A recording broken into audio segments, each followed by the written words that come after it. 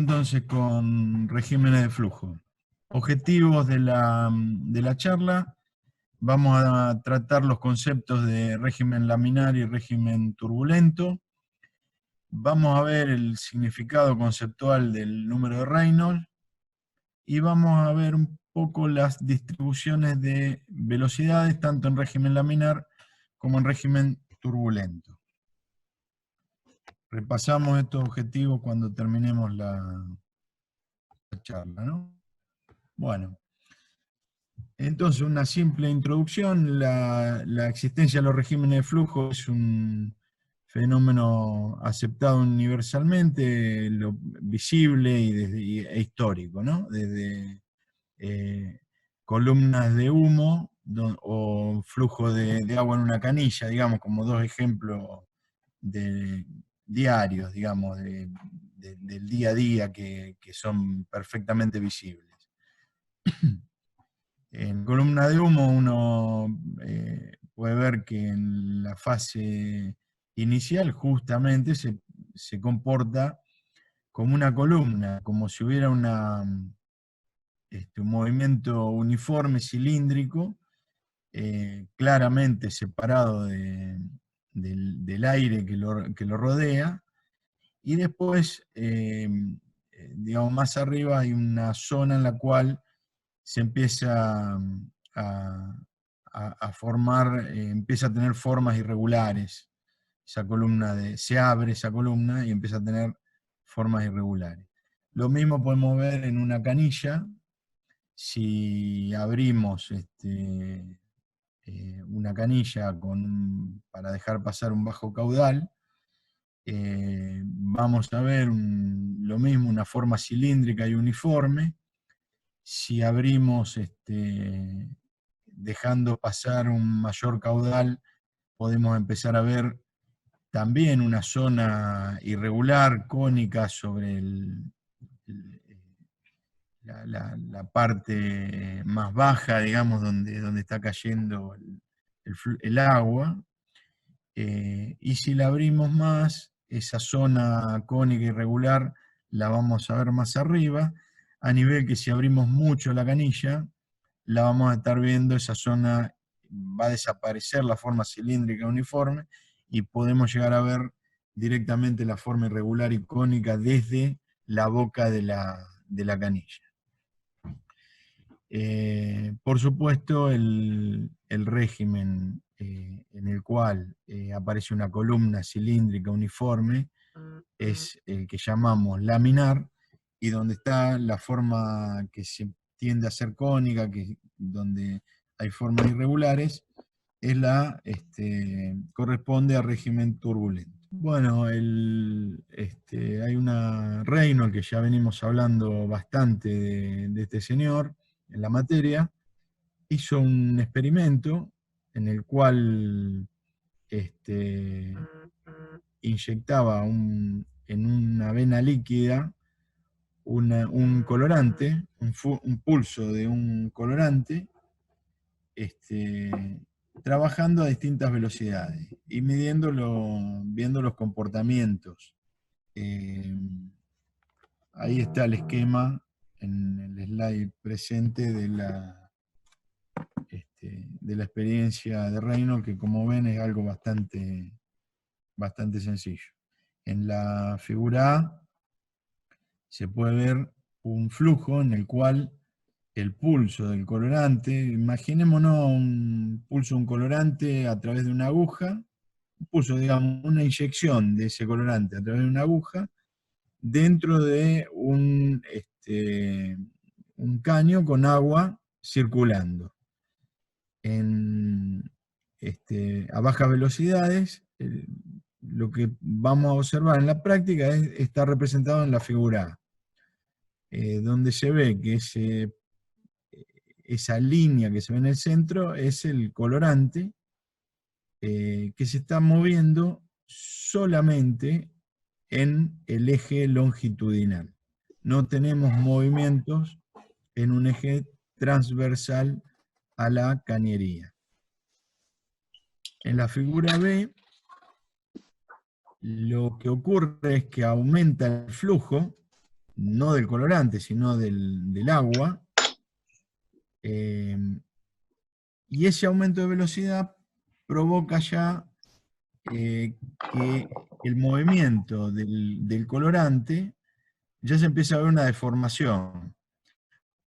O sea, que empieza a haber movimientos en el eje de las IES, si llamamos X al eje longitudinal con la cañería. Y si aumenta aún más la velocidad, llega un momento que el colorante rompe, el fluido rompe en remolinos y ya no se puede observar una zona donde haya una diferenciación entre el colorante y el agua, sino que tiñe el colorante toda la masa interna en la cañería. Acá recibo la pregunta si la inyección es la misma siempre. Sí, lo que estamos variando es solamente la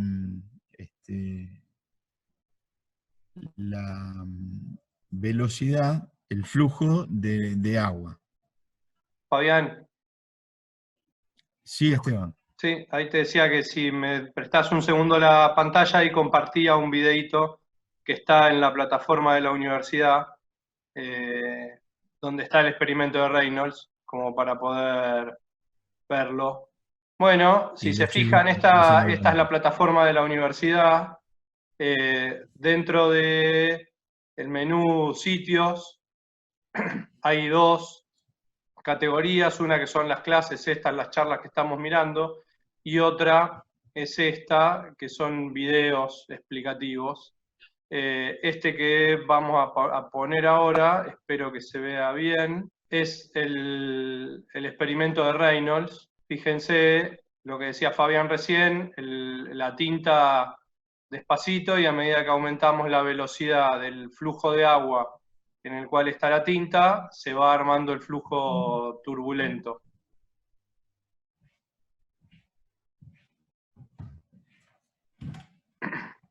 Bueno, ahí volvemos a la presentación y simplemente vamos a ir comentando lo que ocurre en el video. En definitiva, a baja velocidad el chorro de agua coloreada circula intacto sin que se produzca ninguna mezcla transversal. Se ve como un hilo siempre en la misma dirección el colorante.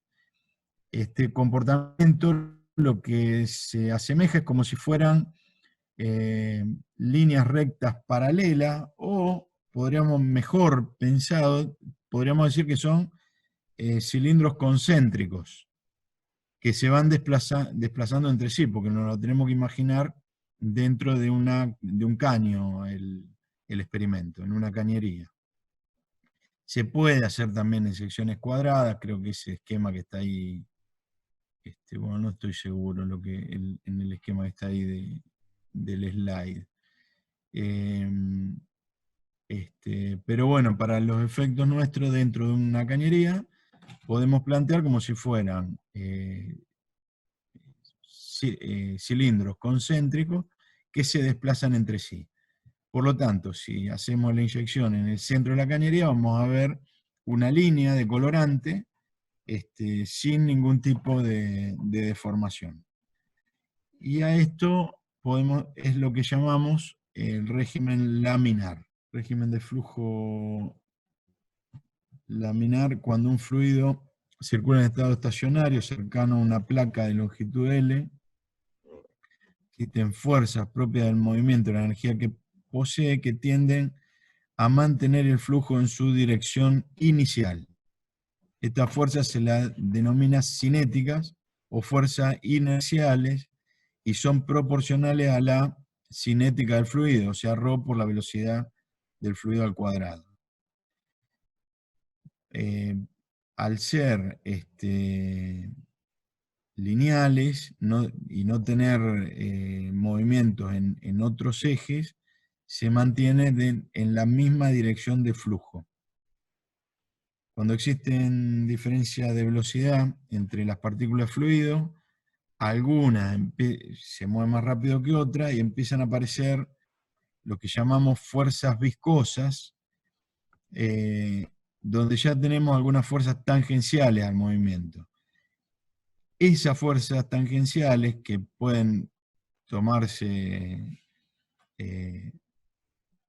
como van a terminar deformando en remolino, en movimiento ya no en la misma dirección del flujo. Entonces son las que van a provocar que el colorante empiece a tener movimiento y que después termine tiñendo todo el flujo. Voy a volver un segundo a los esquemas iniciales. A corresponde a flujo laminar, C corresponde a flujo turbulento y B lo llamamos etapa de transición. Hay una etapa de transición para pasar de flujo laminar a turbulento. Bueno, entonces Reynolds con este tipo de práctica se fue observando que dependía el régimen de flujo básicamente de 4 variables. Esas 4 variables las pudo combinar en un adimensional que en honor a Reynolds se llama número de Reynolds. Las 4 variables son la longitud, esa L tiene que ver con el ancho, digamos, de la vena líquida. En caso de ser una cañería, esa L se reemplaza por diámetro. La velocidad, sí en el sentido longitudinal de la cañería. La densidad y todo eso sobre la viscosidad, que tiene las mismas unidades que el numerador, por lo tanto nos queda un adimensional.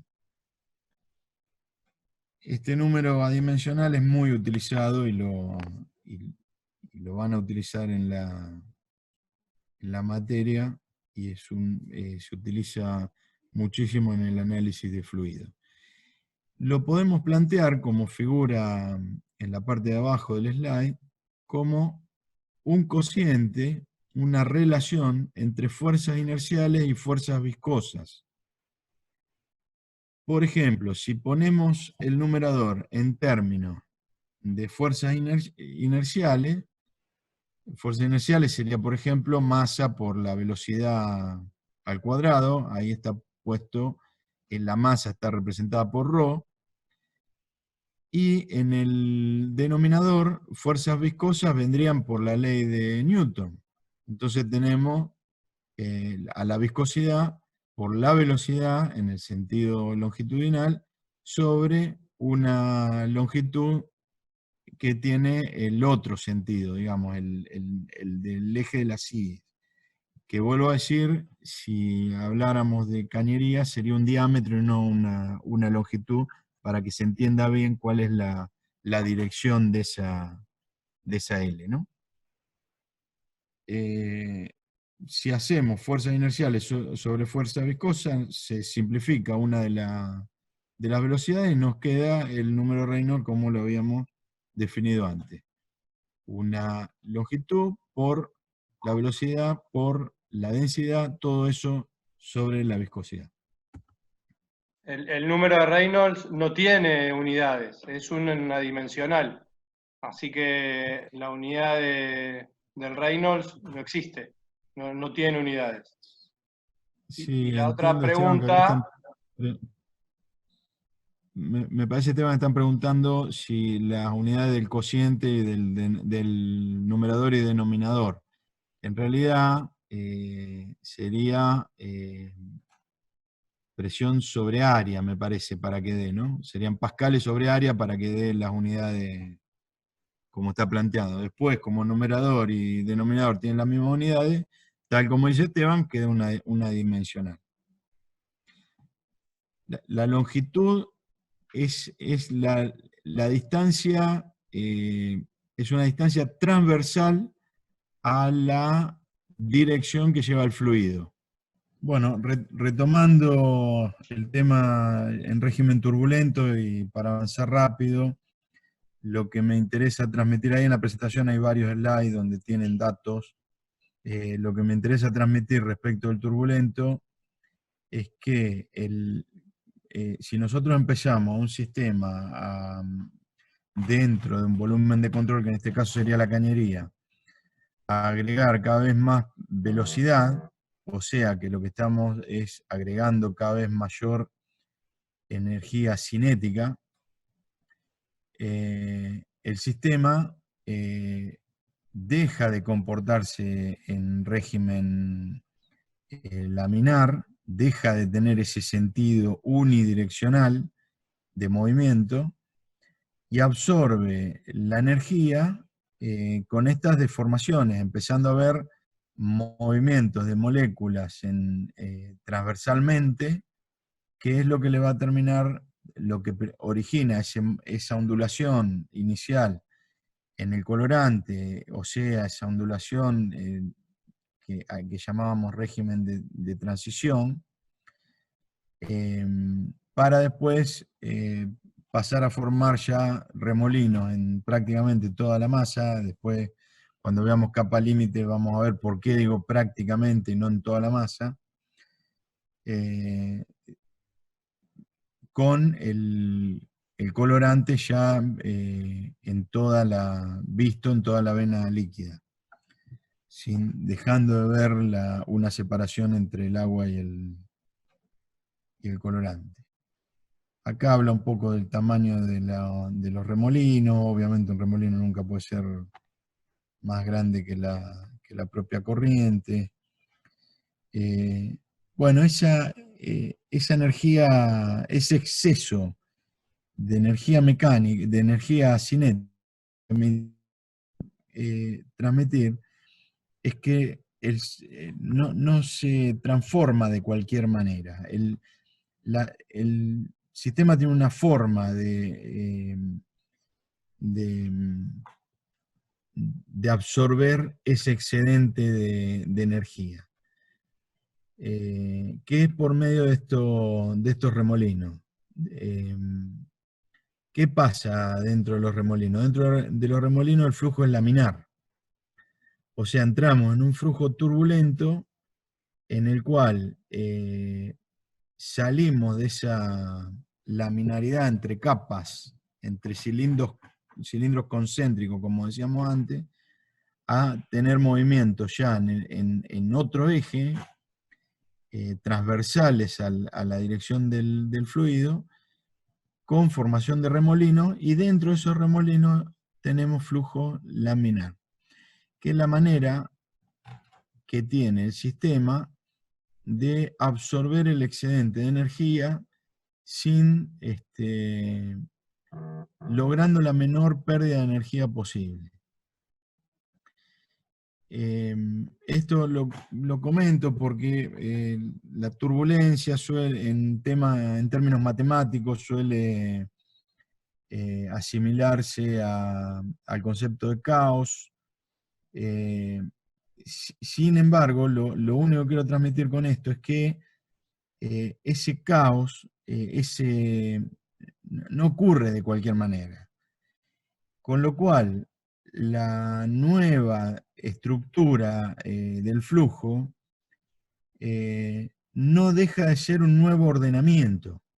O sea, pasa del ordenamiento laminar a este otro tipo de orden, que es el que se adopta para absorber ese excedente de energía en el sistema. Pero no deja de ser una especie de nuevo orden, para decirlo de alguna manera. ¿Por qué? Porque no se ordena de cualquier manera. No es que se entra en el concepto de caos matemático, no se ordena de cualquier manera. Se ordena de una manera muy particular, a la cual nosotros llamamos régimen turbulento. Esto lo vamos a pasar rápido, tienen para leerlo, no aporta.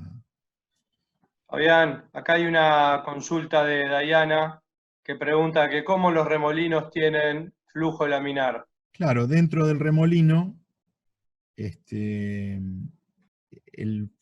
flujo de energía, la masa líquida baja la velocidad dentro del propio remolino. El remolino tiene sectores en el cual la velocidad es alta y otro sector en la que no es tan alta. Por lo tanto, tenemos flujo dentro del propio remolino que son laminares, digamos, que hay este, una especie de interacción entre partículas que tienen las características del régimen laminar. Claro, la pregunta era cómo los remolinos tienen flujo laminar. Bueno, dentro de los remolinos hay sectores en los cuales baja la velocidad, por lo tanto, el comportamiento ahí dentro es laminar. Bueno, ahí tenemos el número de Reynolds en conductos, que como habíamos dicho, se reemplaza la L por el diámetro, porque esa es la medida, digamos, que nos interesa. Bueno, la velocidad es la velocidad media del fluido. Reynolds, a raíz de sus experimentos, logra determinar que el flujo laminar corresponde a valores menores a 2000, 2100 o 2300 dentro de cañerías. Esto no es válido para otro tipo de conductos. Por ejemplo, cuando tenemos conductos rectangulares, por ejemplo, en un intercambiador de placas, además con otro tipo de secciones, con turbulencia generada a partir del diseño de las placas, el régimen turbulento se logra a número de Reynolds menores. 800, o sea, este número con el cual trabajamos habitualmente de 2000 aproximadamente, corresponde a cañerías, básicamente, ¿no? A conductos circulares, redondos, cilíndricos. Para Fabián, un valores... comentario. Fabián, un comentario. Dale. En recipientes abiertos, por ejemplo, una paila, donde el agitador está, digamos, generando turbulencia dentro del conducto, dentro del recipiente, no podemos calcular el número de Reynolds, pero conceptualmente pasa lo mismo, digamos, ¿no? Tenemos un flujo turbulento y todo lo que está asociado a lo que vamos a ver dentro de un poquito, que es la capa límite, también se da, aunque el recipiente sea abierto, ¿no? Como una paila, una olla. Siga nomás. Bueno, ahí tenemos después un valor al cual, digamos, a partir de ese valor cercano a 2000, 2100, 2300, como figura ahí en el slide, de acuerdo a la bibliografía que se consulte, después de esos valores ya estamos en régimen de transición. Y a partir de un número determinado, empieza el régimen turbulento directamente. Esto que les estoy comentando se va a ver muy bien cuando veamos después el gráfico de Moody. No lo vamos a ver en esta charla, pero más adelante lo van a ver y queda muy claramente graficado la zona de régimen laminar, la zona de régimen de turbulento y dónde está la transición. Bueno, la velocidad en la cual se llega al número de Reynolds crítico, o cuando deja de ser laminar, la llamamos velocidad crítica, ¿no? Acá vamos a ver, nos vamos a meter ahora con los perfiles de velocidades en un régimen laminar y un régimen turbulento. En el régimen laminar hay un desarrollo matemático que se puede hacer para llegar a la fórmula que ven ahí abajo, la que figura en el slide como 416. Esa fórmula tiene un desarrollo matemático detrás. Esa fórmula se llama Hagen-Poisson, como figura ahí arriba, en el slide, y insisto, tiene un desarrollo matemático. No lo vamos a ver acá, pero lo tienen, es sencillo, lo tienen en la bibliografía.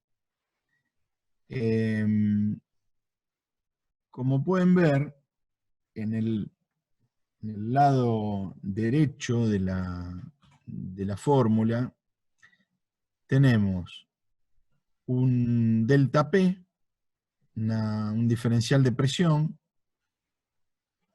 que tiene que ver con la fuerza impulsora para que el fluido que está ahí circule,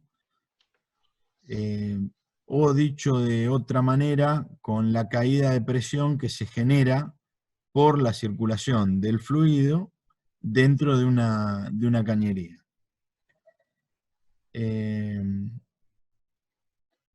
Está multiplicado por un radio al cuadrado, dividido por 4 la viscosidad y esa longitud. Y en este caso esa L no es transversal, es la longitud del tramo de cañería que estemos tomando. Es la longitud en el cual se va a verificar la diferencia entre presiones P1 y P2. O sea, si tomamos punto 1 y punto 2, la presión en 1 y la presión en 2 están con una diferencia de longitud entre los puntos en los que las tomamos, que va a medir L. ¿Me expliqué? Avísenme mándenme un chat si no se entiende. Y todo esto está multiplicado por 1 menos un cociente entre radios, elevado al cuadrado. Este cociente entre radios figura una R minúscula y una R mayúscula. La R mayúscula es el radio completo, o sea, la distancia desde el centro de la cañería hasta el borde de la cañería, hasta la pared. O sea que no va a variar, va a ser siempre la misma distancia R mayúscula. En cambio, R minúscula es la distancia desde el centro al punto que elijamos nosotros. Es una variable, es la distancia que querramos tomar. Por ejemplo, si queremos analizar la velocidad en el centro de la cañería, R minúscula va a ser 0. Y si queremos analizar la distancia desde el punto sobre la pared, esa R minúscula va a coincidir con R mayúscula, va a ser el radio completo. ¿Me expliqué? ¿Se entiende? Manden por favor las consultas. Ahí me dice que sí se entiende. Bueno, entonces yo quiero hacer una pregunta acá. Perdón, antes, ese cuadrado, esa recta, digamos, entre R minúscula y R mayúscula, o, como está planteada en el segundo, 1 menos el cociente de los radios al cuadrado, es lo que le da una forma de parábola al perfil laminar, donde tenemos la velocidad en el centro máxima y en la medida que nos acercamos a la pared tiende a 0, pero por medio de una curva parabólica. Ese es el formato del perfil que adopta el perfil del régimen, el perfil de velocidades del régimen laminar. La pregunta es qué pasa con las velocidades. Entonces, ¿qué nos dice la fórmula? ¿Por qué es máxima la velocidad en el centro? Porque multiplicas por 1. Bueno, sí, exactamente. Esteban, ¿se ve ahí el cursor? Sí, sí, se ve. Ok, entonces si estamos en el centro, R minúscula es 0, Por lo tanto, me queda que a todo este término lo vamos a multiplicar por 1. Y si esto corresponde con R mayúscula, todo esto va a ser 1, elevado al cuadrado va a ser 1, 1 menos 1, 0, y todo esto hace que esta parte se multiplique por 0, por lo tanto la velocidad contra la pared va a ser 0. Bueno, esa es la fórmula que se llama Hagen-Poisson para el perfil de velocidades en el régimen laminar. Ahora vamos a ver la distribución de velocidad en régimen turbulento. Si en régimen turbulento ya no tenemos una fórmula que salga por desarrollo matemático, sino más bien es una fórmula que sale de análisis, de experimentos, del trabajo con los fluidos. Pero no hay una deducción matemática directa como en el caso de la fórmula de Hagen-Poisson.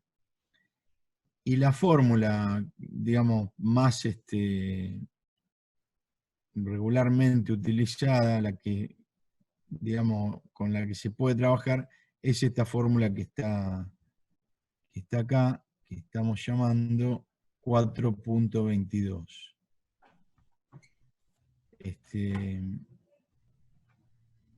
Esa fórmula es un cociente entre la velocidad en cualquiera de los puntos, sobre la velocidad máxima, o sea que la velocidad máxima tranquilamente la podríamos pasar multiplicando acá, por 1 menos otra vez el cociente de radios, pero ahora elevado a un exponente que es 1 sobre n. Entonces la pregunta acá es, ¿cómo se les ocurre que juega esto? Si n es un coeficiente que depende del número de Reynolds. Por ejemplo, un número de Reynolds de 4000, ese n se ajusta a un valor cercano a 4. Para un Reynolds de 100.000, ese n se ajusta a un valor de 7, y es en lo que anda la mayoría de ese tipo de coeficiente en la mayoría de los problemas de ingeniería. Reynolds de 3 millones se ajusta a 10. Reynolds mayor estamos hablando ya de situaciones físicamente poco posibles, digamos, situaciones muy, muy extrañas. Ya no tienen ejemplo en la realidad, no tienen casos prácticos. Entonces, la mayoría de los casos de ingeniería estamos cerca de ese valor de 7 de importancia en ingeniería. Entonces nos queda la fórmula planteada como ley de potencia 1/7 de Prandtl, que es la fórmula que tenemos ahí abajo. Pero la fórmula más general es la que está ahí arriba, y hagamos algunas suposiciones. ¿Qué pasa si el Reynolds es muy bajo? Sn sería 4 o menor a 4. Si fuera 4, por ejemplo, nos quedaría un exponente de 0,25. Y si fuera valores de Reynolds altos, Sn es cada vez mayor, con lo cual ese número de 0,25 disminuye cada vez más, hacerse cada vez más parecido a 0, ¿no? Cualquier número elevado a la 0 da 1.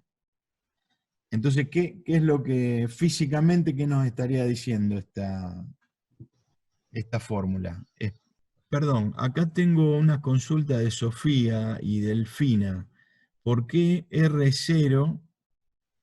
Y después dice no se resta, que no entiendo ahí bien qué es lo que se quiso decir. Pero ¿por qué R0? Ah, dice que estaba respondiendo. No, R es el valor que nosotros querramos tomar. Si queremos medir la velocidad en el centro, R es 0, porque es la distancia del centro a donde nosotros marquemos. Si estamos en el centro, es 0. Si estamos en el borde de la pared de la cañería, es R con mayúscula.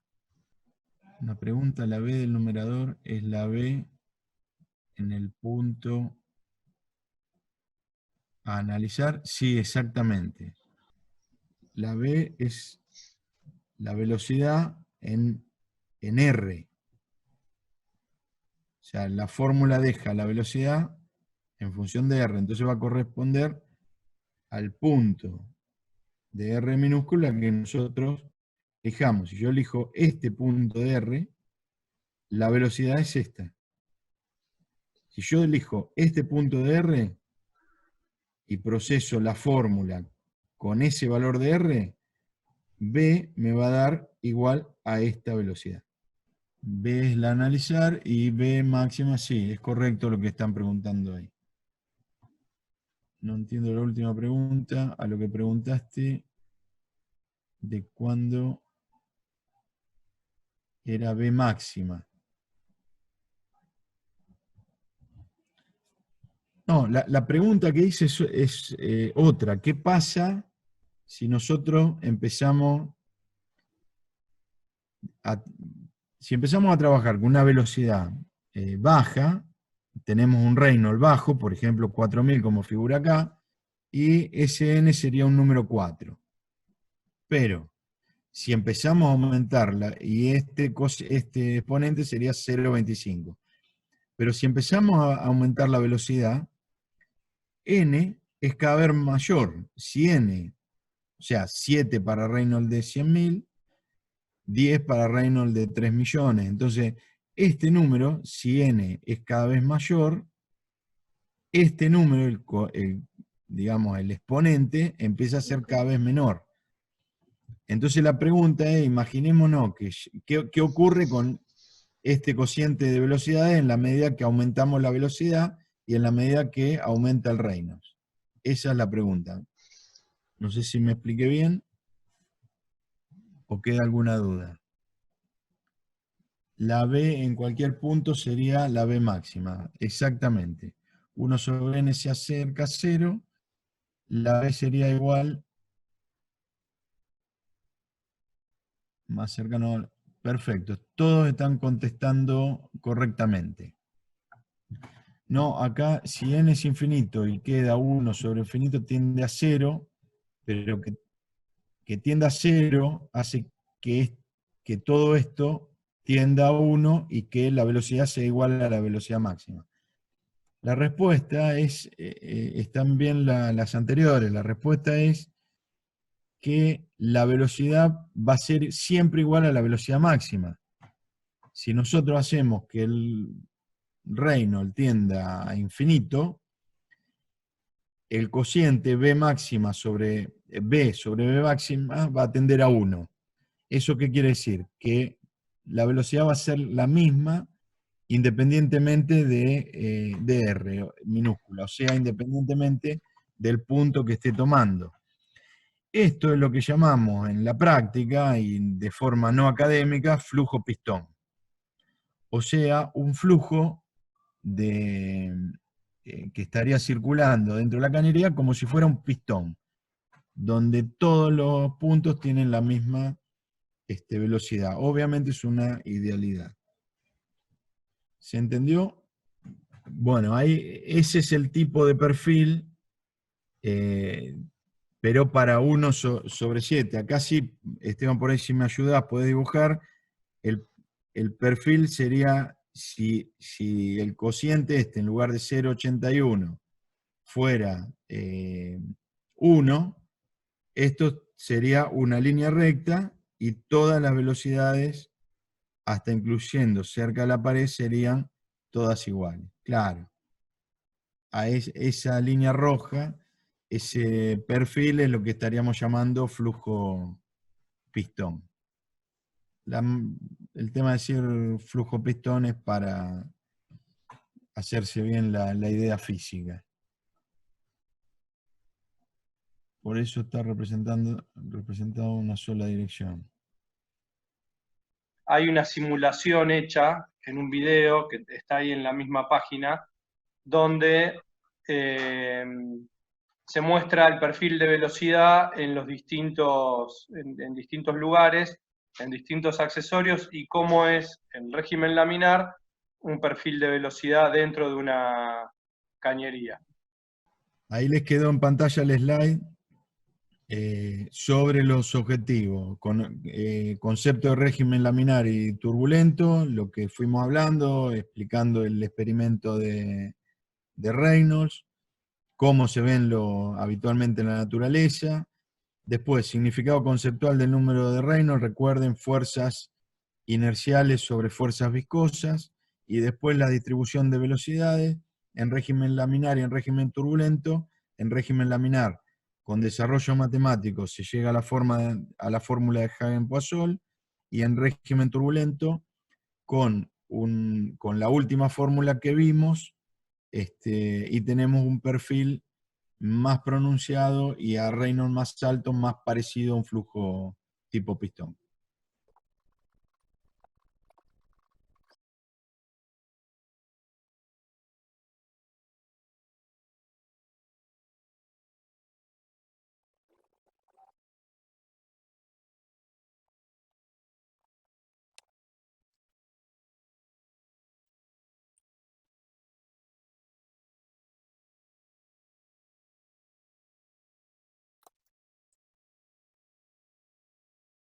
Concepto de capa límite,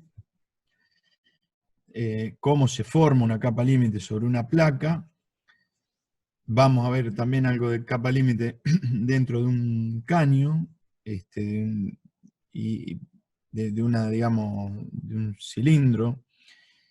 Y por otro lado, vamos a ver los conceptos de flujo laminar y flujo turbulento en la capa límite. Bueno, la capa límite es un concepto que no es tan antiguo, digamos, en la fluidodinámica, comparado con otras cosas, como, no sé, como planteamos antes, relativo a los regímenes de flujo. Había algunas cuestiones matemáticas en el análisis del fluido que no cerraban, y a partir de Prandtl, cuando introduce el concepto de placa límite, se empiezan a cerrar, digamos, varias de los estudios que se venían realizando sobre fluido, en función de cómo daban también en la práctica. Y se define, ahora vamos a verlo mejor en un gráfico, a la capa límite como la región del fluido en el cual la velocidad disminuye y es a lo sumo el 99,9% de la velocidad de la corriente libre del mismo fluido. Vamos a ver el gráfico para entender de qué estamos hablando. Bueno, ahí figura 5.1, tenemos abajo una placa plana y en la izquierda un frente de avance de un fluido en la velocidad que figura como B sub índice infinito, pero en realidad es como para decir la velocidad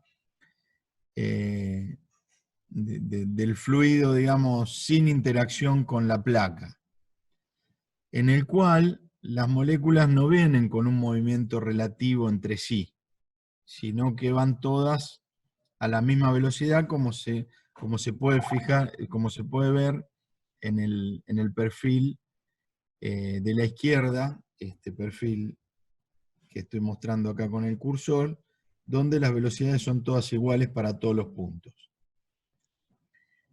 El tema es qué es lo que empieza a ocurrir cuando este frente de fluido choca contra una placa y empieza a interactuar con esta placa. Bueno, lo primero que hay que decir es que aparece contra la superficie de la placa una disminución de la velocidad que tiende a cero. Esta disminución de la velocidad tendiendo a cero en la placa es lo que se conoce como condición de no deslizamiento. O sea, no podemos pensar que una molécula con el frente, con la fuerza inercial del fluido, va a estar deslizándose sobre la placa. Entonces, esa condición de no deslizamiento es la que provoca que contra la superficie de la placa la velocidad tiende a cero. Y en la medida que nos alejamos de la superficie, la velocidad se va haciendo cada vez más parecida a la velocidad que trae el fluido, hasta que a partir de una determinada distancia, sigue siendo la velocidad del fluido. O sea, es como que el fluido ni se enteró, por ejemplo, si estamos en estas zonas, el fluido ni se enteró de que hay una interacción con una placa. O sea, permanece a la misma velocidad que venía antes de tocar la placa. Entonces tenemos acá, como está dibujado en este sector del gráfico, estamos evaluando el fluido en este punto de X, donde montamos esta línea. En este punto de X, o sea, si llamamos eje X a un eje en la misma dirección de la placa plana, la velocidad contra la superficie tiende a cero y empieza a aumentar la velocidad. O sea, por ejemplo, esta velocidad que figura acá es la velocidad de este punto, no de este punto, ni de este, ni este vector simboliza la velocidad en este punto. O sea, que todas estas velocidades son velocidades de moléculas o de porciones del fluido sobre esta línea. O sea que todas tienen el mismo valor de X. Todas están sobre esta línea, sobre esta posición en la placa. Hasta que llega un momento, esa velocidad va a ir aumentando, hasta que llega un momento que iguala, o como habíamos definido, 99,9%, iguala o es inmediatamente apenas inferior a la velocidad que trae el fluido acá. Desde ese punto hacia abajo queda contenido lo que llamamos capa límite. Por lo tanto, podemos definir a la capa límite como la porción del fluido que cambió su velocidad por interacción con la placa plana. Todo el resto que no cambió su velocidad y que está en otros sectores del gráfico es fluido que está por fuera de la capa límite. Si tomamos ahora este sector, o sea, otro valor de X, tomamos este sector, toda esta línea son otros valores de X, ocurre lo mismo, cerca de la pared las velocidades tienden a cero. En la medida que nos vamos alejando de la pared, esas velocidades van aumentando hasta que llega un momento que prácticamente tenemos la velocidad del fluido. como verán, esta distribución de velocidades cambió con respecto a esta, y la capa límite se fue ampliando. Lo mismo pasa con la otra gráfica que está sobre este punto de las X, sobre esta línea. Si nosotros trazáramos esta línea OL que va desde el punto inicial de origen de la placa hasta cualquier punto L, y vamos dejando por debajo todo lo que tiene una velocidad inferior a la que trae el fluido, toda esa zona es la que llamamos placa límite, capa límite. O sea, es la parte del fluido que deformó su velocidad por interacción de la placa. Esteban avanzó, ahí Esteban, lo que Esteban marcó con rojo, rayado, es todo lo que forma parte de la capa límite. Ahí estamos. Bueno, lo que habíamos pasado por alto antes decía solamente eso. Bueno, ¿qué pasa? ¿Qué se les ocurre que pasa si aumentamos esta velocidad? Hasta ahora ocurre esto y, como ven, todas las velocidades tienen la misma dirección, independientemente de que haya velocidades menores. Todas tienen la misma dirección, es la dirección del flujo. Por lo tanto, estamos hablando de régimen laminar. Ahora, ¿qué pasa si aumentamos la velocidad? Si empezamos a aumentar cada vez más la velocidad, ¿qué se les ocurre que puede llegar a pasar? Lo que ocurre es que entra en régimen turbulento. Sí, lo mismo que pasaba hoy cuando hablábamos de los regímenes de flujo. Nosotros tenemos un flujo laminar y empezamos a aumentar velocidad, o sea, le estamos dando cada vez mayor energía cinética.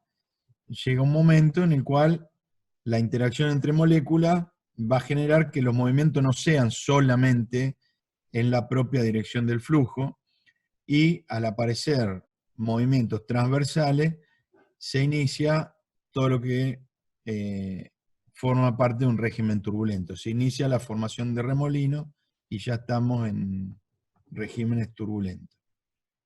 Entonces, eso es lo que estamos planteando en este slide, y ahí podemos ver en lo que figura como figura 5.2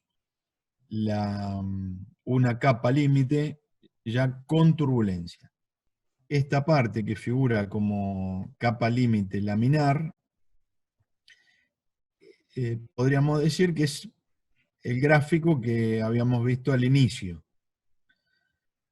Pero bueno, llega un momento en que la interacción entre las propias moléculas va a generar, por aumento de la energía cinética, ya dijimos que los fluidos adoptan una forma de contener para poder absorber ese exceso de energía, en el cual se forma la turbulencia, y son todos estos remolinos que están acá. Por supuesto, como empieza a haber movimiento ya si llamáramos a este eje de las IES, al haber movimientos en este sentido, se ve que la capa límite se empieza a aumentar su espesor. ¿Por qué? Porque ya tenemos no solamente el movimiento unidireccional como teníamos antes, sino que también se empieza a formar remolinos que hacen que aumente el espesor de la capa límite. Ahora la pregunta que voy a hacer es: ¿qué pasa si yo tengo un régimen turbulento en el cual tengo todos estos remolinos acá? ¿Qué pasa en la medida que nos acercamos a la superficie de la placa? ¿Qué ocurre con las velocidades cuando nos acercamos a la superficie de la placa? Disminuye. Exactamente. Ahí me habían puesto, la velocidad es casi la del fluido. La velocidad es casi la del fluido en el borde de la capa límite. pero cuando nos acercamos a la superficie de la placa, ¿qué pasaba en la placa? ¿Qué condición habíamos nombrado? No se hace cero, claro, exactamente, tiende a cero.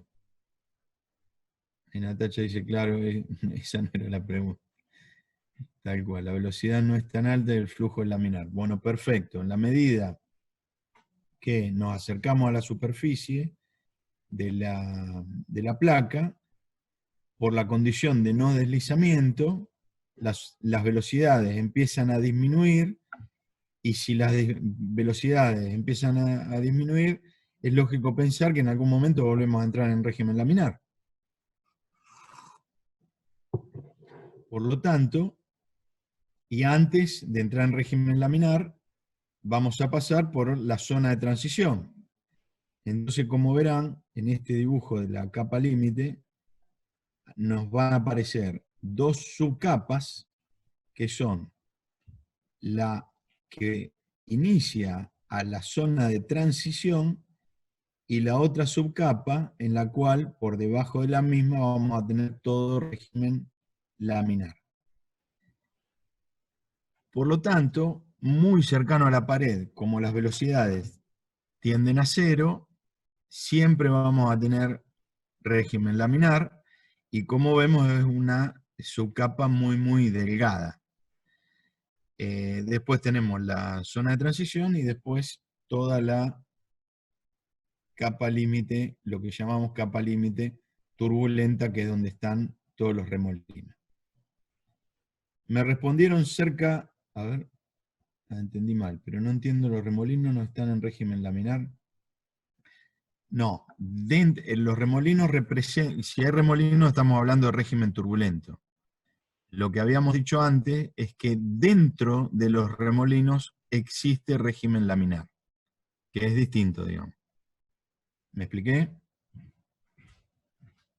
Los remolinos están dentro de la capa límite. ¿Sí? La capa límite tiene tres zonas: la parte turbulenta, la capa laminar, la subcapa laminar y la capa de transición. Entonces, dentro de la capa límite, en la subcapa turbulenta hay remolinos. Y dentro de la capa límite, pegadito a la superficie, está la subcapa laminar, y entre medio de las dos está la subcapa de transición. Muy bien. Otra pregunta. Recién dijimos, nos metimos para ver qué pasaba cerca de la placa.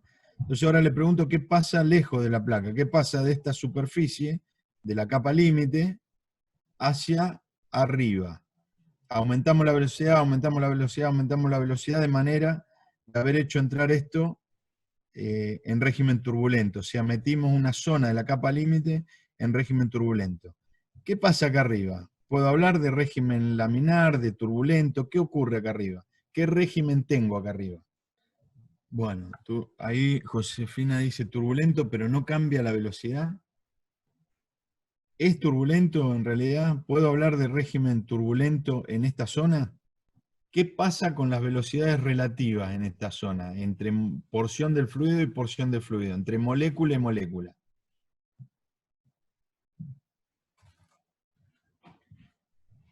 Tiene toda la misma velocidad.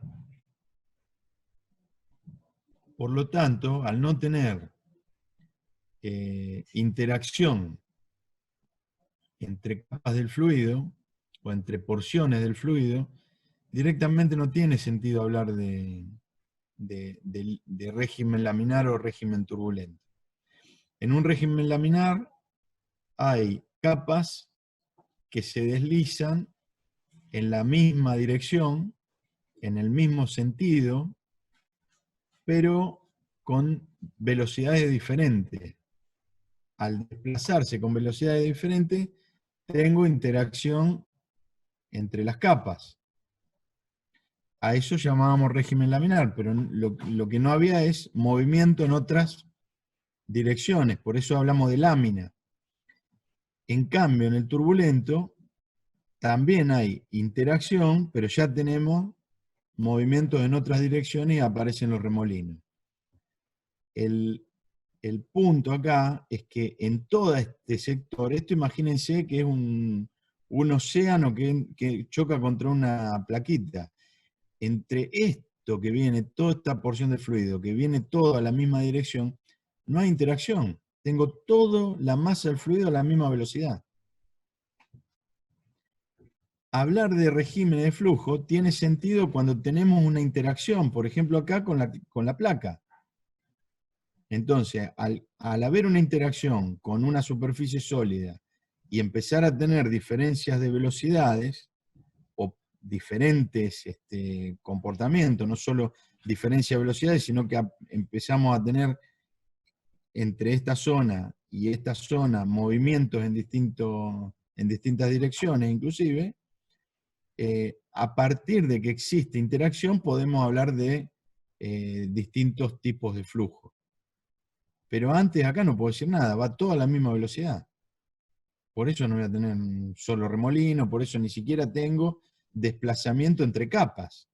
Va toda la masa de fluido a la misma velocidad. Y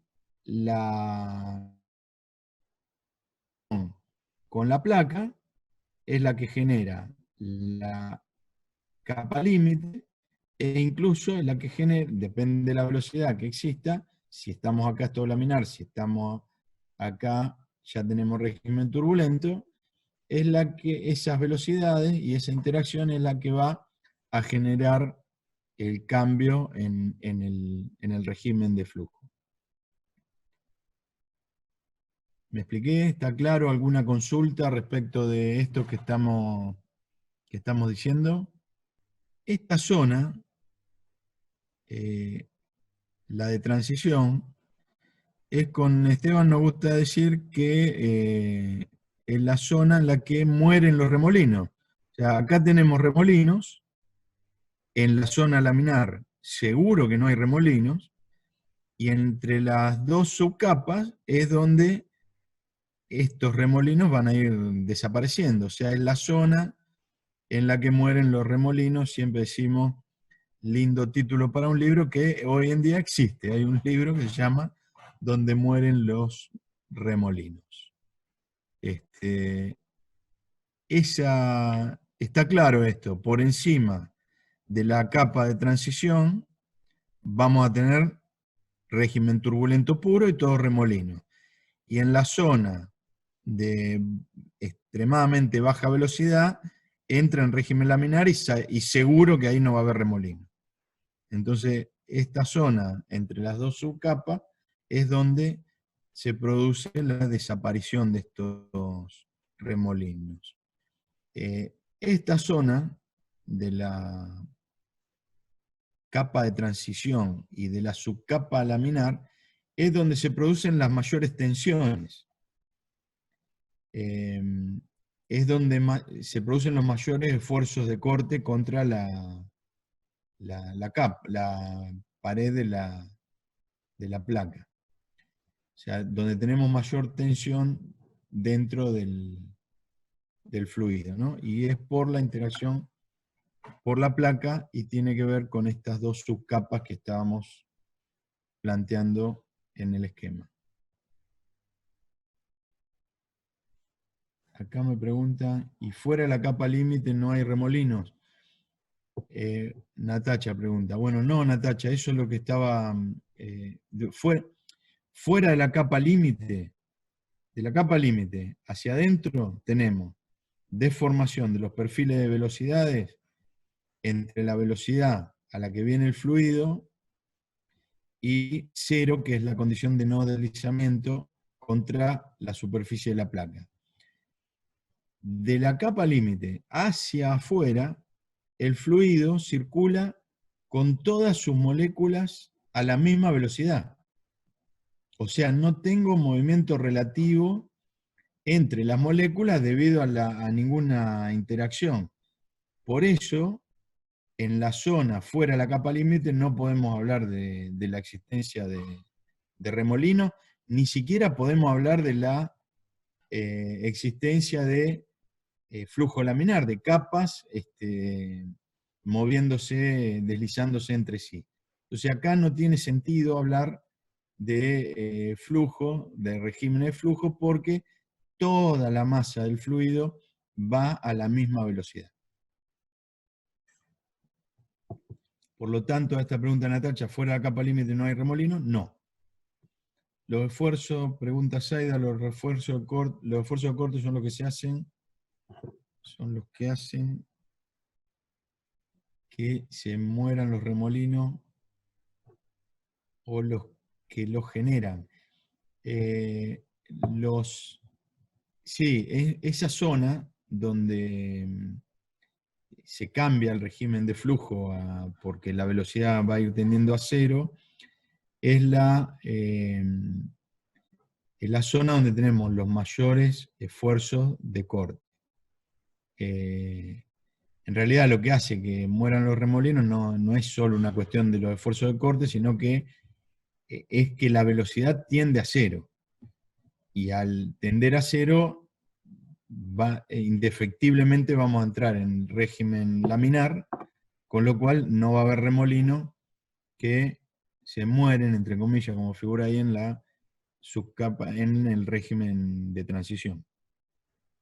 Vamos a ver ahora qué pasa dentro de un tubo. Lo que vimos recién tiene que ver con con la formación de una placa asumiendo un frente de un fluido que interacciona contra una placa que está en ese sentido, como lo habíamos puesto, en el mismo sentido de avance del fluido. O sea que la podríamos plantear como un eje X. Bueno, ¿qué pasa ahora si tenemos un tubo? O sea, en lugar de ser una placa plana, la pared ahora es un cilindro, es cilíndrica, tenemos un tubo.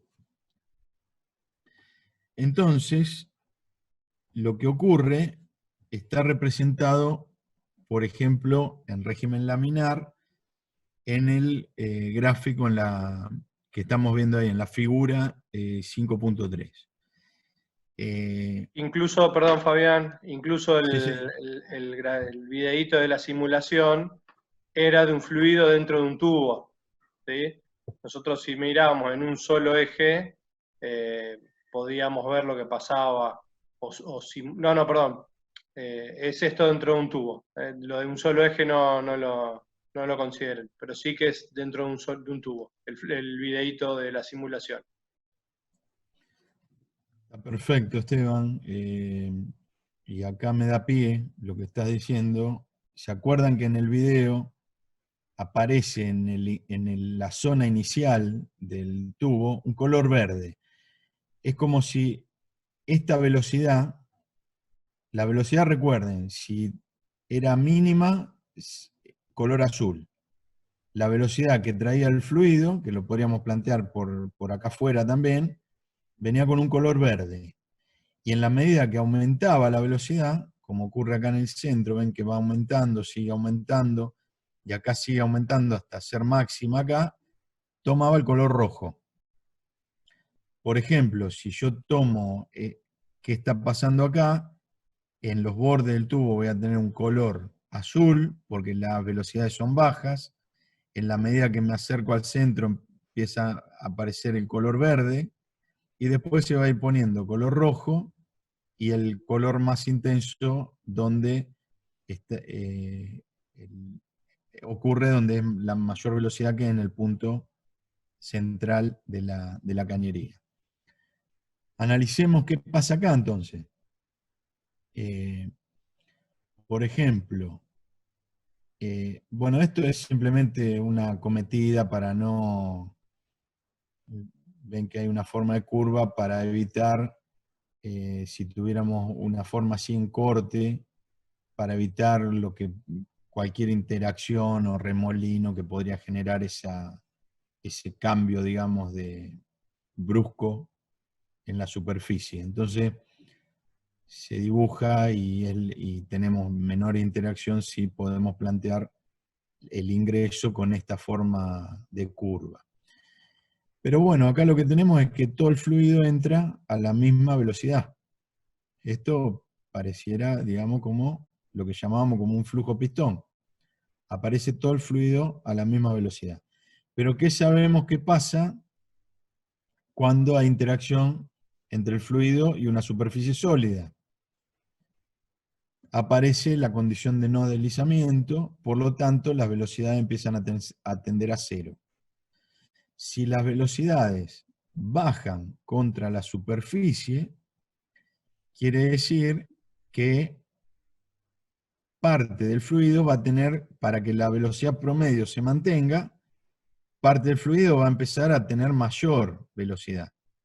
Y es lo que ven acá en el gráfico, una deformación por el cual tenemos pérdida de velocidad cerca de la pared y el frente aumenta un poquito la velocidad con respecto a lo que venía. En la medida que se va desarrollando, ese efecto es más pronunciado y la capa límite, como ven, es esta línea que está dibujada acá y esta línea que está dibujada acá, que para entenderlo físicamente, en realidad, no son dos capas límite, son dos capas límite si planteamos esto como un corte. En realidad, todo esto es concéntrico. Esta capa límite es como si fuera un anillo, ¿no? Porque esto es un tubo. Entonces, todo lo que va cercano a la pared tiene menor velocidad y forma parte, y si se deformó la velocidad con respecto a la velocidad que trae el resto del flujo, digamos, normal, queda dentro de lo que llamamos capa límite. Que, vuelvo a insistir, acá está dibujado, es un corte y vemos dos líneas, pero en realidad es un anillo. Es un anillo que va creciendo cada vez más. Bueno, entonces lo que veníamos comentando es que esto es un corte de la cañería, se ve una línea y otra línea de capa límite, pero en realidad es un anillo que se va ensanchando en la medida que vamos avanzando dentro de la cañería. ¿Por qué? Por aumento del espesor de la capa límite. Hasta que va a llegar un momento en que esta línea se va a tocar con esta línea. Y en ese momento va a ser todo capa límite, para llamarlo de alguna manera. O podemos decir que el anillo en el cual está la capa límite va a ir engrosándose hasta que en un momento va a ocupar todo el diámetro de la cañería. En ese momento, cuando ya todo está dentro de la capa límite, decimos que el flujo está completamente desarrollado. Acá Diana dice, siempre ocurre eso de agrandarse la capa límite. Claro, la capa límite en la medida que nos vayamos moviendo en esta dirección, va a ir creciendo. Por lo que vimos al principio, ¿no?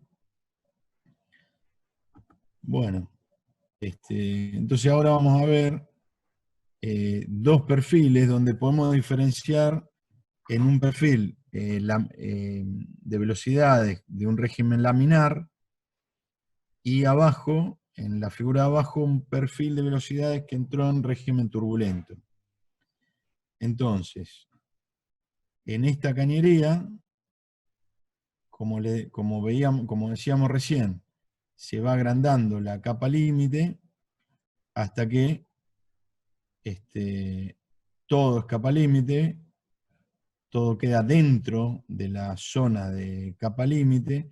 ¿Qué quiere decir? Que lo que estaba dentro de la capa límite es fluido que deformó su velocidad. Entonces, llega un momento dentro de la cañería que todo el fluido va a haber deformado su velocidad. O sea, está todo dentro de capa límite. Cuando ocurre eso, hablamos de flujo completamente desarrollado. Y en este caso tenemos la forma parabólica que corresponde al régimen laminar. En la otra figura es equivalente, pero lo que tenemos es un punto a partir del cual se engrosa un poquito más la capa límite, que es por la aparición de los remolinos, por la aparición de turbulencia, que va a ocurrir en toda esta zona, y no vamos a tener remolinos solamente contra la pared de la cañería. Entonces, lo mismo cuando tenemos que ya todo está dentro de la capa límite, todo el fluido, pasamos a tener otra vez el flujo completamente desarrollado. Y como verán ahora, con otro perfil, ya no es la parábola que se puede representar con, que responde a la fórmula de Hagen-Poisson, sino pasa a ser este otro tipo de perfil que respondía a la otra fórmula que la que también en un momento llamamos ley de potencia de Prandtl.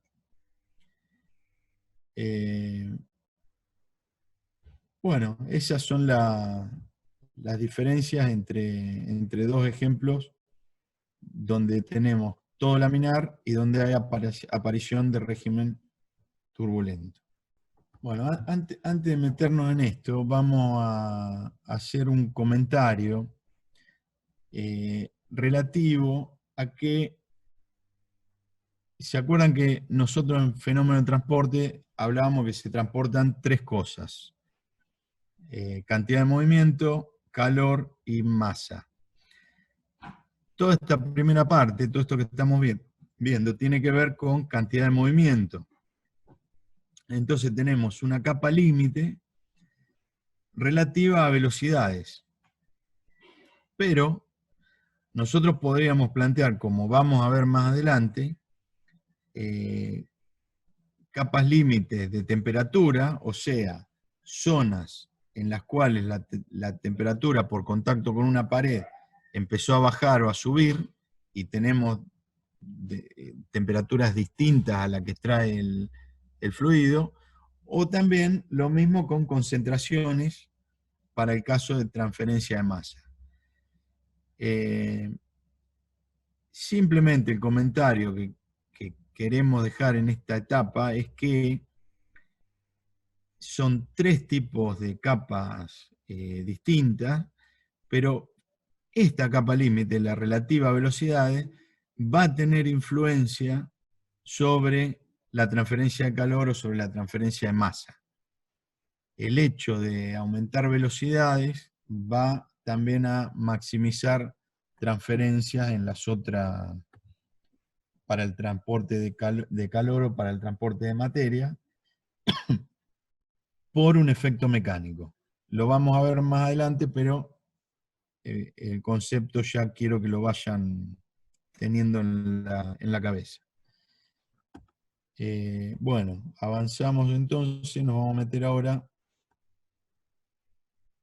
con separación de capa límite y formación de estela.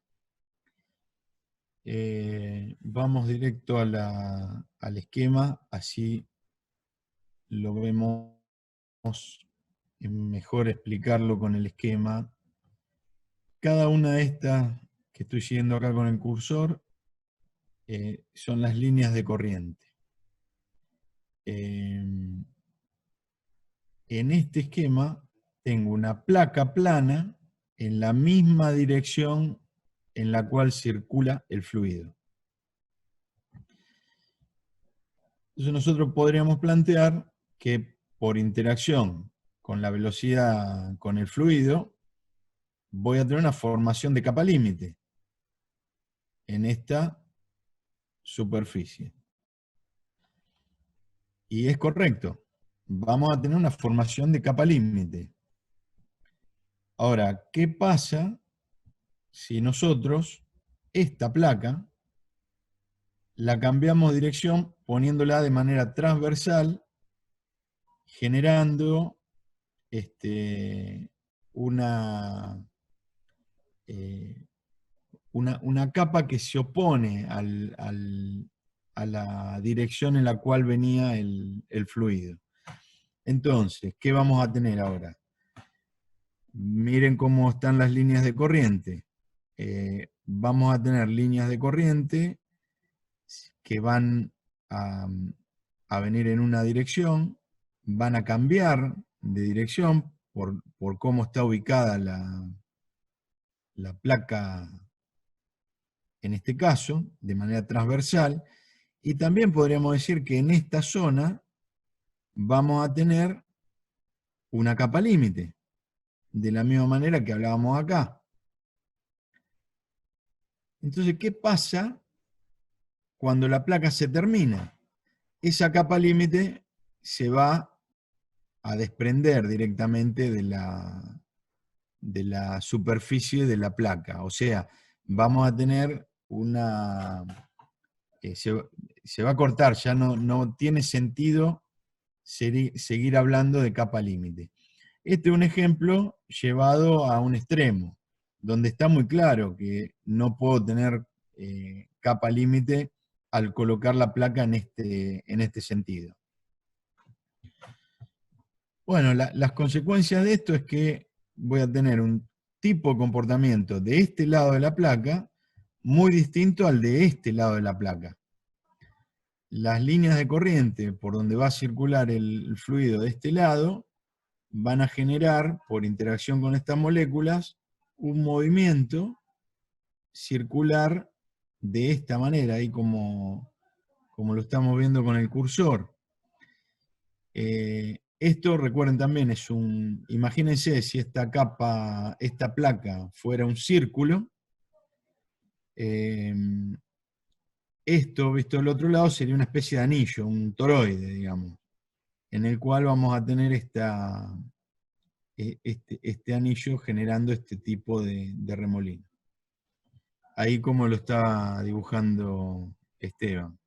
Si fuera una placa plana, extendida horizontalmente, esto en lugar de ser un anillo serían como si fueran dos tubos, para decirlo de alguna manera, en el cual el fluido, claro, en este caso estaría girando hacia este lado.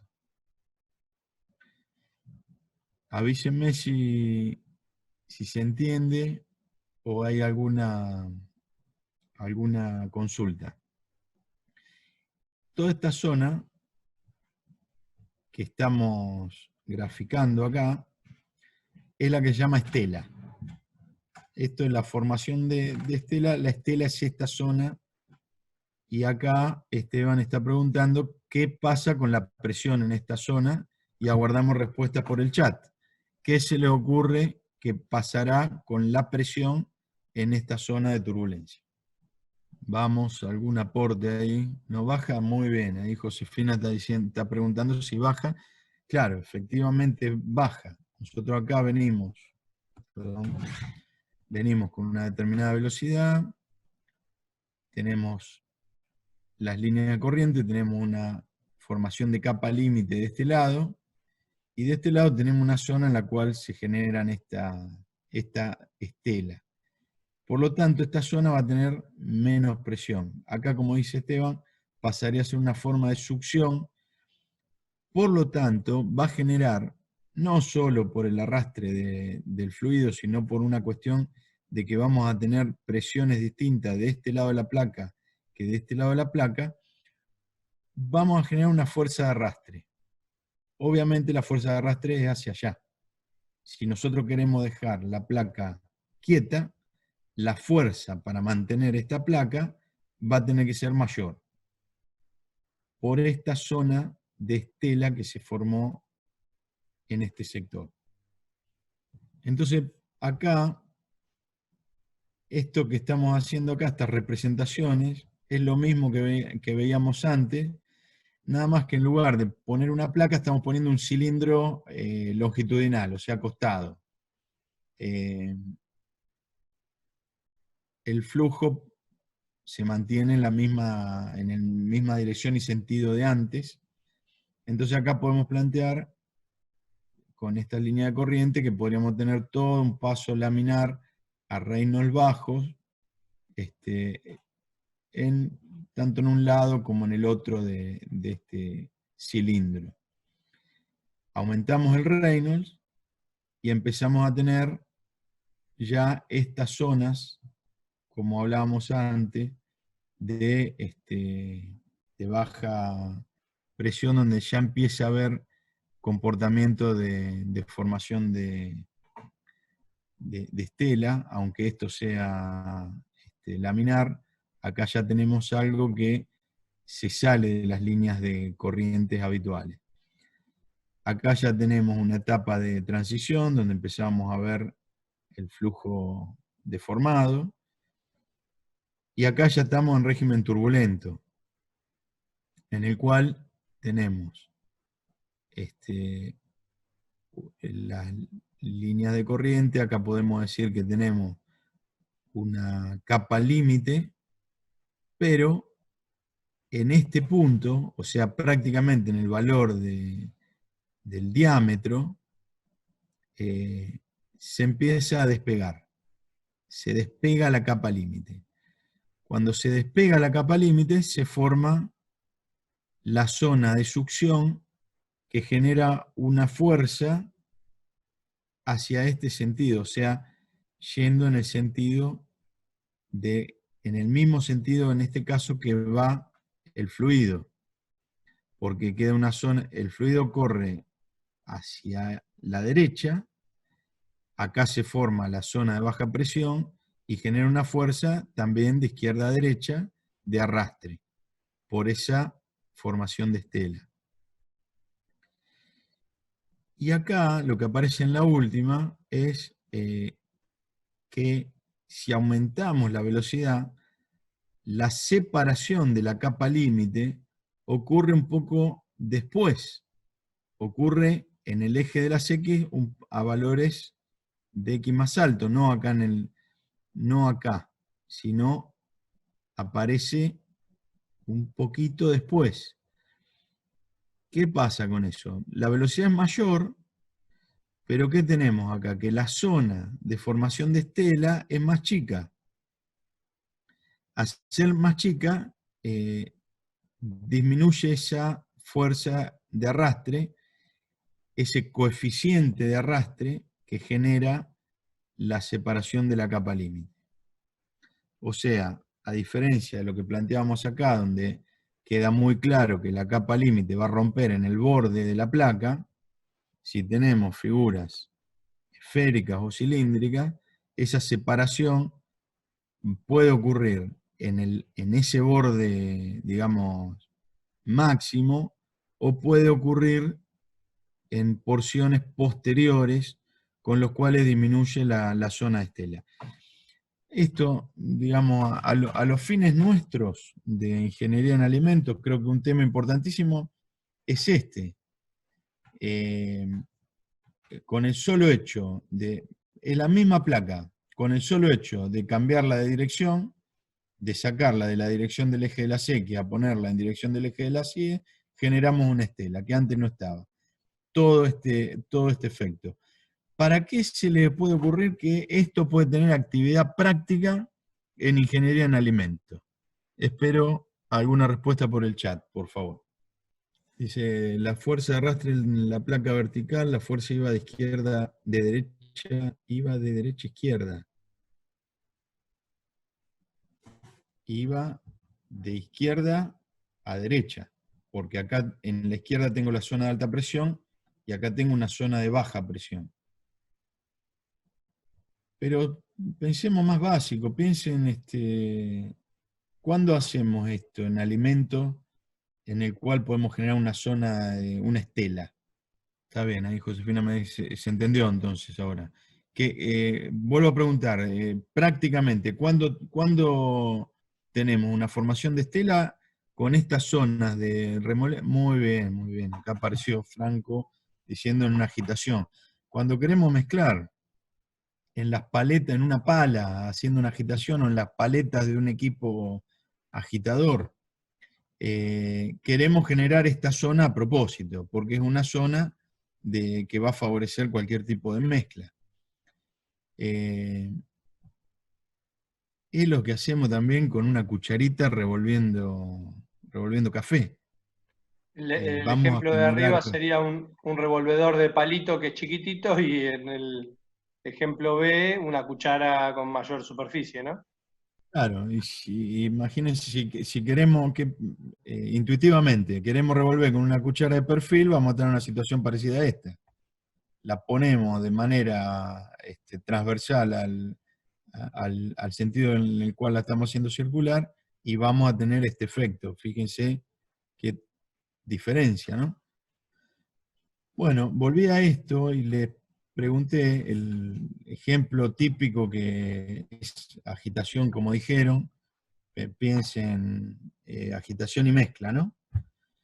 Eh, Acá lo voy a comentar también para, yo digamos, no, así Esteban, a ejemplos en alimentos que tengan alguna significación relativo a este tipo de esquema que estamos viendo acá, no se me ocurren fácil, pero por ejemplo, para tener una idea física de lo que pasa, esto es lo que pasa con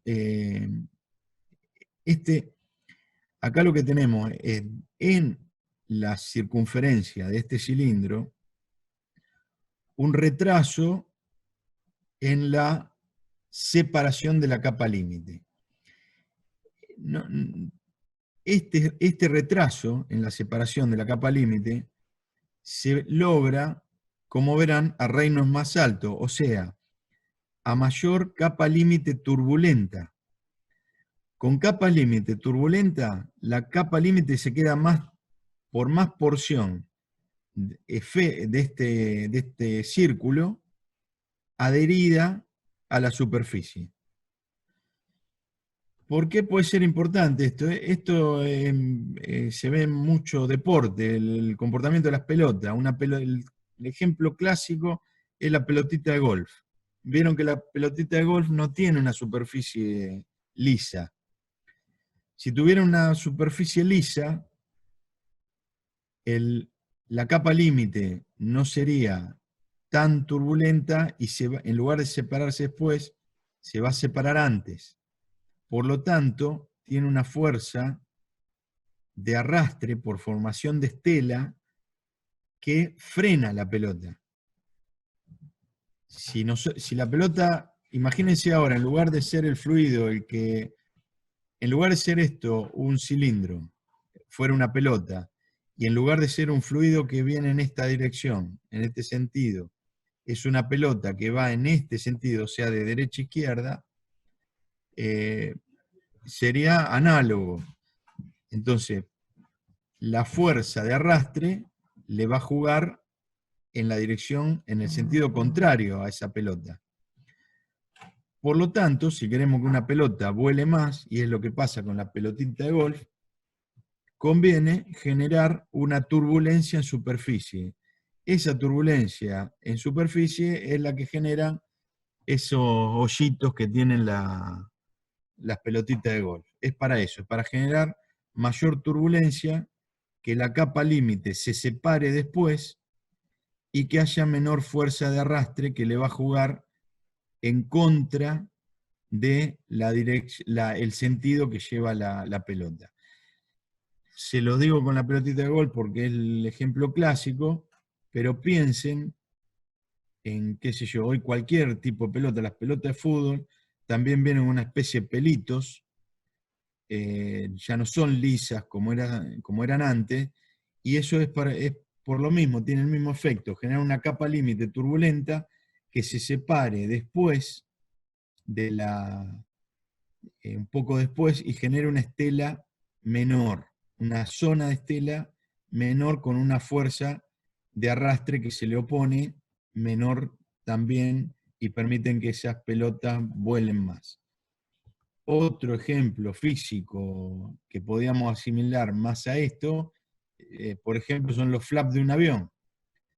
Si un avión viene con los flaps en la posición de vuelo, va a aparecer esto, la placa plana colocada en el eje, en el mismo sentido que circula el fluido. Pero si levantamos los flaps, ¿qué vamos a lograr? Una zona de ruptura de la capa límite con la formación de estela.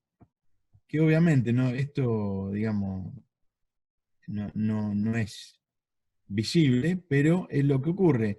Esta ruptura de capa límite, levantando los flaps con esta formación de estela, genera una fuerza de arrastre que va a permitir que la velocidad del avión disminuya.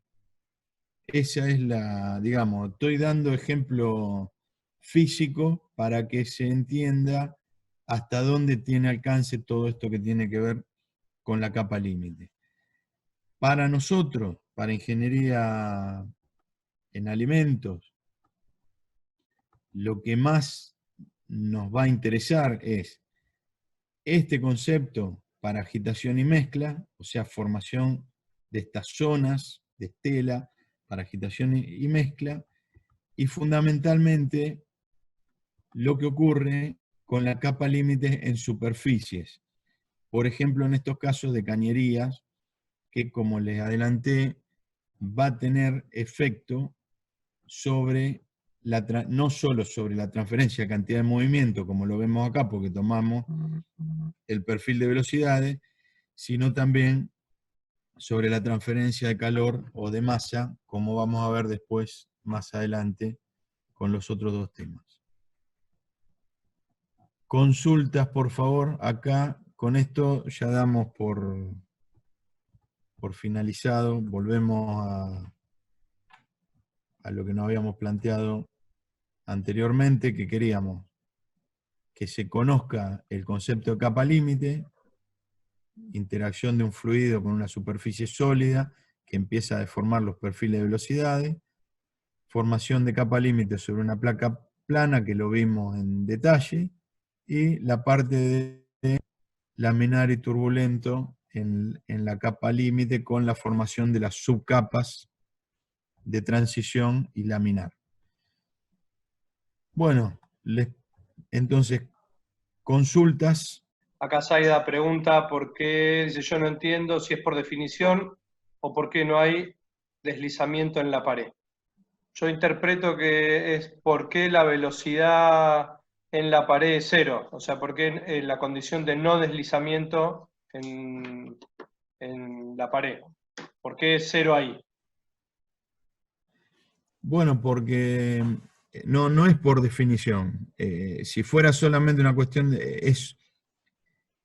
lo que planteamos como una definición es lo que llamamos condición de no deslizamiento. O sea, ¿qué significa? Una molécula no puede estar, lo voy a decir de una manera poco académica, pero a los fines de que se entienda. Condición de deslizamiento quiere decir que no se desliza. La manera, digamos, poco académica es no puede haber un comportamiento de moléculas que estén patinando sobre la superficie sólida. Lo que va a haber en todo caso es un movimiento leve, alguna rotación, pero hacia la interacción con la pared, la velocidad va a tender a cero. No, ahí se entiende. Eso le llamamos condición de no deslizamiento.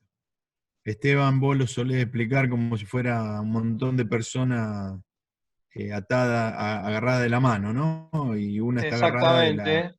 la pared. La primer línea de fluido pegada a la pared es como si en una línea de hormigas la primera se agarrara a la pared y la segunda hormiga que está agarrada a la primera hormiga sí tiene cierta movilidad, pero la primera no, está pegada a la pared. No se puede mover a una velocidad distinta a la que se está moviendo la pared. Si la pared está quieta, esa hormiga, primer línea de fluido, está pegada a la pared. Lo que tiene que dar claro, digamos, como condición de no deslizamiento es que no existe, por eso digo que no es solamente una cuestión de definición, no existe que las moléculas vayan patinando por la pared. O sea, hay una interacción física y que también, por definición, la llamamos condición de no deslizamiento. Pero es eso, las moléculas que están pegadas a la pared no pueden ir patinando entre sí y que haya ese deslizamiento. Por lo tanto, eso va a hacer que las velocidades cerca de la superficie tiendan a cero. Agrego una cosita. Eso es así, perfecto, si estamos hablando de un caño que está estanco, que está quieto, ¿no? Pero si estamos hablando de alguna pared que se esté moviendo, la velocidad que tiene la partícula que está pegada a la pared es la misma velocidad que tiene la pared. ¿Sí? O sea, en el ejemplo del agitador, la capa límite que se forma, la condición de no deslizamiento se da, pero la velocidad de la partícula es la misma velocidad que tiene el agitador. ¿Sí? La velocidad relativa entre uno y otro es cero, pero si se está moviendo, se está moviendo. No sé si sirvió la aclaración o agregué algo. Vale la aclaración, Esteban, porque si mal no recuerdo hay algún tipo de problemas en los cuales... Pero Exactamente. con lo cual vamos a tener una velocidad, pero lo que hay que, digamos, fijar, o mejor dicho, lo que conocemos o definimos como condición de deslizamiento es que la velocidad relativa respecto de la pared va a seguir siendo cero, por más que se esté moviendo, digamos. En definitiva, el movimiento no es una cuestión de coordenadas, de cómo lo planteemos. El tema es que la velocidad relativa entre las moléculas de fluido y la de la pared, así se esté moviendo, digamos, la pared, con lo cual las moléculas esas pueden tener velocidad, no hay velocidad relativa con respecto a la pared. O sea, va a tender esa velocidad relativa entre las moléculas, va a tender a cero. Que tampoco quiere decir que las moléculas no se estén moviendo. Muy bien, gracias a todos.